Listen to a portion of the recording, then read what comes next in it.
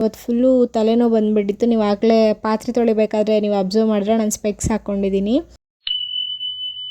ಹೇ guys, ಎಲ್ರಿಗೂ ನಮಸ್ಕಾರ, welcome back to my daily vlog. So ಇವತ್ತು ಬೇಗನೆ ಎದ್ದೆ, ಯಾಕಂತಂದರೆ ನೆನ್ನೆ ಲೇಟಾಗಿ ಎದ್ದೆ ಅಂತಂದ್ಬಿಟ್ಟು ಬೇಗ ಎದ್ದು ಒಂದು ಸ್ವಲ್ಪ ಹಾಟ್ ವಾಟರ್ ಕುಡಿದು ಕ್ಯಾಲ್ಸಿ ಯಾಕೋ ವರ್ಕ್ ಆಗ್ತಿರಲಿಲ್ಲ. ಸೊ ಹಾಗೆ ಕಿಟಕಿಯಲ್ಲಿ ಒಂದು ಸ್ವಲ್ಪ ಬಿಸಿಲಿಗಿಟ್ಟು ನಾನು ಕೂಡ ಇವತ್ತು ಟಿಫನ್ಗೆ ಟೊಮೆಟೊ ಬಾತ್ ಮಾಡ್ಕೊಂಡಿದ್ದೆ. ಅದನ್ನು ಕೂಡ ತಿಂದು ಒಂದು ಸ್ವಲ್ಪ ಹೊತ್ತು ರೆಸ್ಟ್ ಮಾಡಿ ತಲೆಗೆ ಸ್ವಲ್ಪ ಆಯಿಲ್ ಮಸಾಜ್ ಕೊಟ್ಕೊಂಡೆ. ಹಾಗೆ ಫ್ರಿಜ್ಜಲ್ಲಿ ನೆನ್ನೆ ನನ್ನ ಗಂಡ ಚಾಕ್ಲೇಟ್ ತಂದು ಕೊಟ್ಟಿದ್ದರು, ಅದನ್ನು ಕೂಡ ಒಂದು ಸ್ವಲ್ಪ ತಿಂದೆ. ಹಾಗೆ ಇನ್ನೇನು ಕೆಲಸ ಹೇಳಿ ಓದೋಕ್ಕೆ ಶುರು ಮಾಡಿಕೊಂಡೆ. ಆ್ಯಂಡ್ ಸಂಜೆ ಹಾಗೆ ಪಾತ್ರೆ ಎಲ್ಲ ಇತ್ತು ತುಂಬ. ಸೊ ಪಾತ್ರೆ ಎಲ್ಲ ತೊಳೆದು ನೀಟಾಗಿ ಕಿಚನೆಲ್ಲ ಕ್ಲೀನ್ ಮಾಡಿಕೊಂಡು ಸ್ಲ್ಯಾಬ್ ಕ್ಲೀನ್ ಮಾಡಿ, ಹಾಗೆ ಈ ನಡುವೆ ಕರೆಕ್ಟಾಗಿ ಸ್ಟವ್ ತೊಳೆದಿರಲಿಲ್ಲ. ಸೊ ನೀಟಾಗಿ ಅದನ್ನೆಲ್ಲ ತೊಳ್ಕೊತಾ ಇದ್ದೆ. ಅಂದರೆ 2 days ಒನ್ಸ್ ತೊಳಿತಾ ಇರ್ತೀನಿ, ಯಾಕಂದರೆ ನಾನೇನು ಅಷ್ಟೊಂದು ಗಲೀಜು ಮಾಡ್ಕೊಳ್ಳಲ್ಲ. ಅಡುಗೆ ಮಾಡ್ತಾನೆ ಹಾಗೆ ಬಟ್ಟೆಲ್ಲ ಒರೆಸ್ಕೊಂಡ್ಬಿಡ್ತೀನಿ.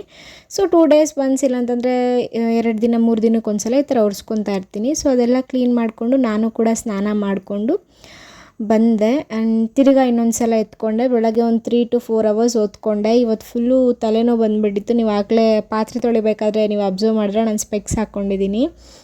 ಇಲ್ಲಿ ಫೇಸ್ ಹೈಡ್ ಮಾಡಿರೋದ್ರಿಂದ ನಿಮಗೆ ಕಾಣಿಸಲ್ಲ, ಯಾಕೆ ಅಂತಂದರೆ ಒಂದು ಸಿಕ್ಕಾಪಟ್ಟೆ ಒಂದು ಸೈಡ್ ಫುಲ್ಲು ತಲೆನೋವು ಬಂದುಬಿಟ್ಟಿತ್ತು. ಸೊ ಅದಕ್ಕಾಗಿ ನಾನು ಮುಂಚೆ ಹಾಕ್ಕೊತಾ ಇದ್ದೆ, ಯಾಕಂತಂದರೆ ನನಗೆ ಹೆಡ್ಏಕ್ ಬಂದರೆ ತಡ್ಕೊಳಕ್ಕಾಗಲ್ಲ. ಸೊ ಅದರಿಂದ ನಾನು ಅವಾಗ ಚೆಕ್ ಮಾಡಿಸ್ಕೊಂಡು ಹಾಕ್ಕೊಂಡಿದ್ದೆ.